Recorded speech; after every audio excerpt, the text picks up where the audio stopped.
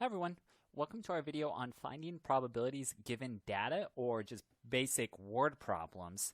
So in this problem, remember that probabilities, first of all, let's start with that. The probability, let's write it a little bit better, sorry. The probability of an event happening is the number in the event over the number in the sample space. Okay, so that's what we want to break down on these problems. So it's a nice fraction most of the time. All right, so let's break this down. It says a jar contains 20 red pieces of candy, 35 blue pieces of candy, and 6 yellow pieces of candy. So I'm just going to underline. Oh, and 17 brown pieces of candy, and 20 green pieces of candy. Okay, so there's all the colors. If a piece of candy is drawn at random, find the probability that it is the following. Okay, so yellow, yellow or green, not red, not brown, nor blue. Okay, well, anyway, first thing we really need to do is find the number in our sample space.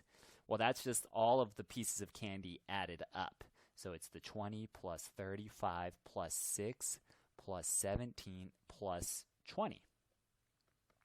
Okay, and this is where you could use a calculator. I'm going to use my basic one that I have on the computer.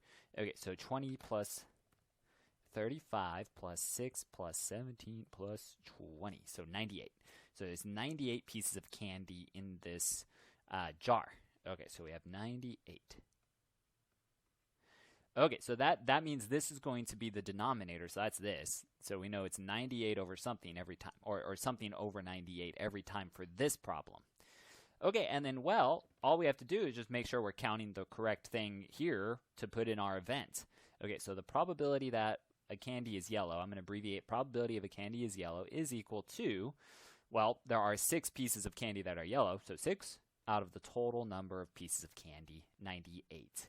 So that's all it takes. And then from there, often they'll tell you either to do a decimal or a fraction reduced. I'm going to do decimals, and we'll round it to the nearest 4 places. Okay, so 0.0612 for this problem. Okay, so the probabilities are usually given as fractions or decimals. They can also be given as percents. So for instance, this has a 6.12% chance of happening. Okay, so and all you have to do is to convert it is move the decimal over 2 to the right. So from the decimal to the percent, 2 to the right. Percent to decimal would be 2 to the left. Okay, so there's that one. And then let's see what else we got. Okay, so for number 2, there's an or, so we want to make sure we catch that. So the probability of yellow or green. Well, there's no overlap between yellow and green. They're completely separate pieces of candy. So that just means we just need to add up the yellow pieces plus the green pieces, there's 20 of them. Still over 98. And so then it's 26 over 98. And then let me go ahead and just use the calculator one more time. 26 divided by 98 gives us 0.2653 rounded to 4 decimals.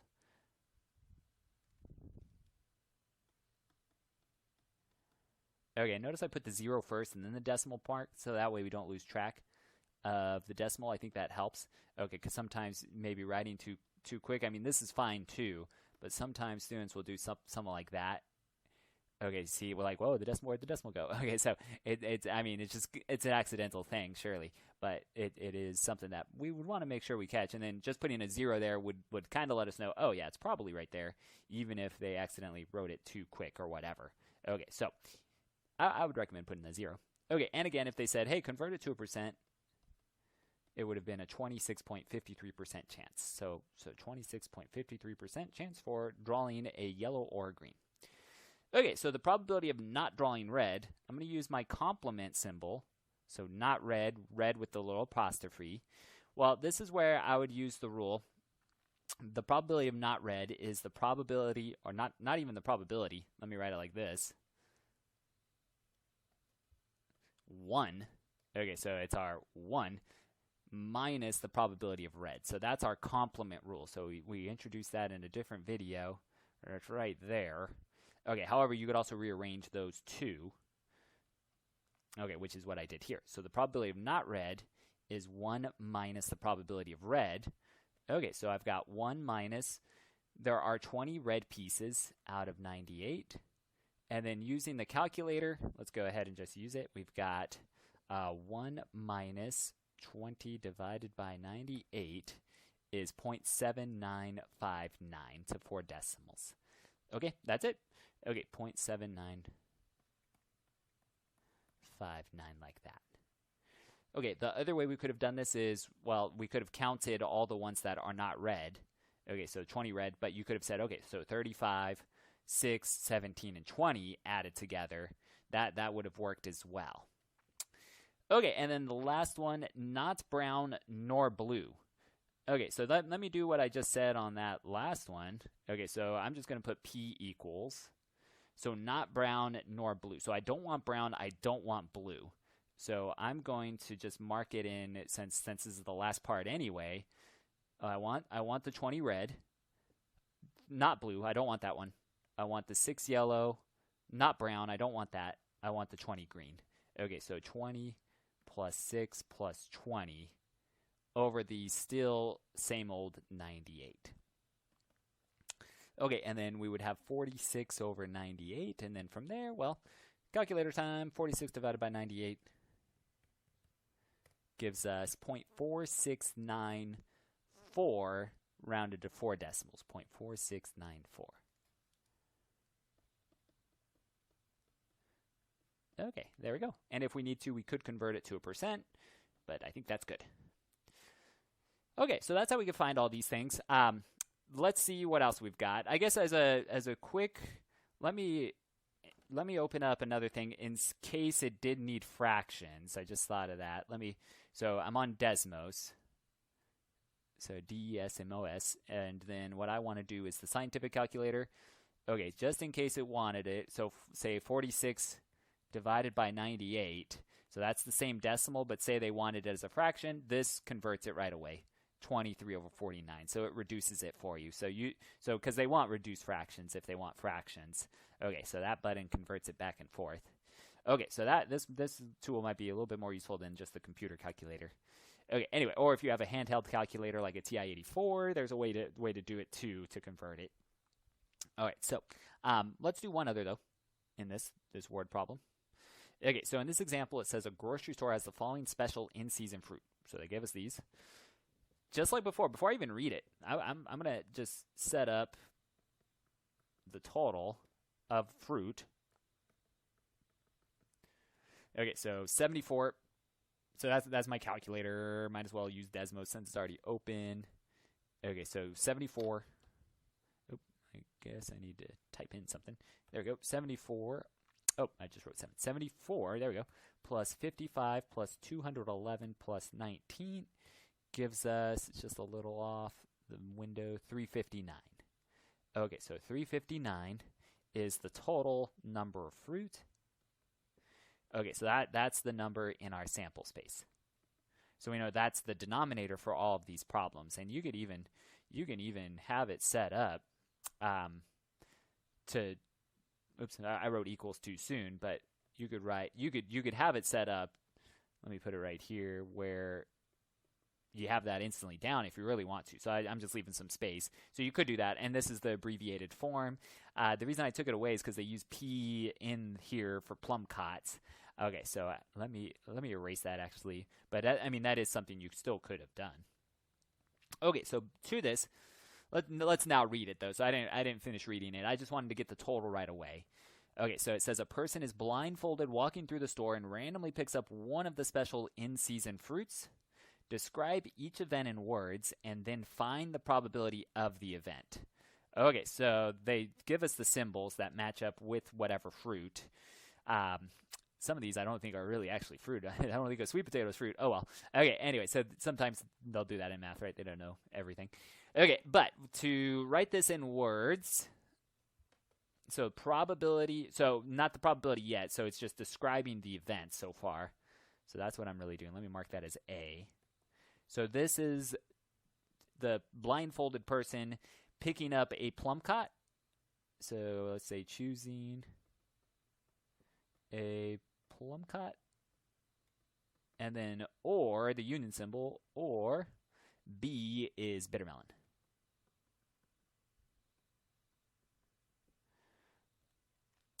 Okay, so that's what this is. So the person randomly chooses one of those.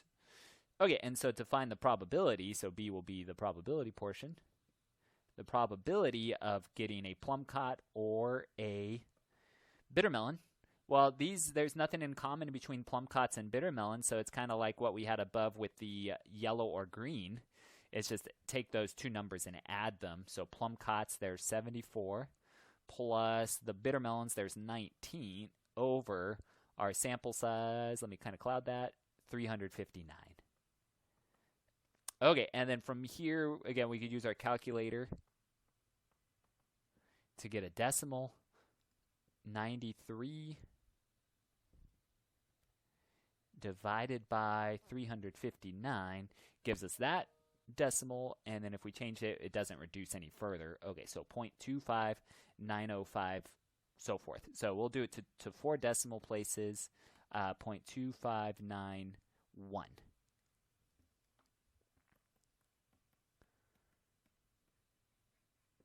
There we are. Okay, and then let's do part A for this. So they want the event of choosing a plum cot and, okay, so let's say picking up instead of choosing. I'm going to change my word. Okay, so he's randomly walking through and then picks up. So picking up one plum cot and one lychee. Okay, the problem with this is that this blindfolded person is only picking up one of the fruits. So this is impossible. The person cannot pick up one plum cot and a lychee if the person is only picking up one fruit. So this is 0. So that's impossible. Okay, because again, it's only one fruit. If it was 2 fruits, then we have a different scenario. But this person's only picking up one single fruit. Okay, so then our number 3, okay, that was part B though, so that was impossible. Number 3, so S with the little prime means not whatever S stands for, so not a purple sweet potato. Let me put again, picking, I guess not picking up, let me write it like that, not picking up a purple sweet potato. Okay, so that's our part A. And then part B, well, again, I think this is where that rule can really help, the complement rule. So the probability of not picking up a sweet potato is the same as 1 minus the probability of, oops, I wrote the same symbol, let me get rid of that, of the sweet potato. Because then I can quickly do that. 1 minus the probability of a sweet potato, well, there's 55 of them out of a total number of 359 specialty fruit. And then from there, well, that's where we can use our calculator. Okay, so 1 minus 55 divided by 359. That's what's also nice about this, is that you can see it exactly how I wrote it too, the way that it's typed in. And then from there, oh, it does not reduce either. 359 is still the denominator. So let's go ahead and just use our decimal. To 4 decimals, it'd be 0.8468.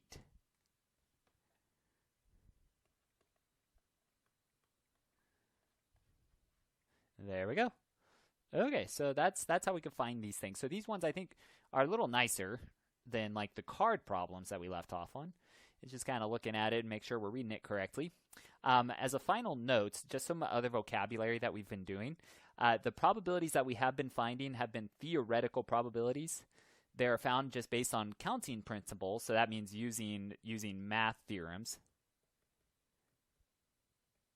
So using really our main one theorem is right here, this definition. Okay, so those are theoretical. A probability that can be found with large amounts of data only is called an empirical probability. So just in case they ask you what's the difference, an example of an empirical probability would be the probability that a person will be left-handed. Okay, so there's no way with math we wouldn't know what the probability of someone say they're born and instantly we don't know what handed they are. It would take years to figure that out anyway. So this would be done by kind of like using a survey. So we need to actually know the number of people that do it. Okay, so that takes more time. So again, the theoretical ones are going to be our focus. The empirical probabilities would be like kind of like from a statistics class. So often stats that are found like in the news are from empirical data. Okay, so anyway, that's it though. If you do have questions, please let me know. Otherwise, thanks for watching, and I'll see you again next time.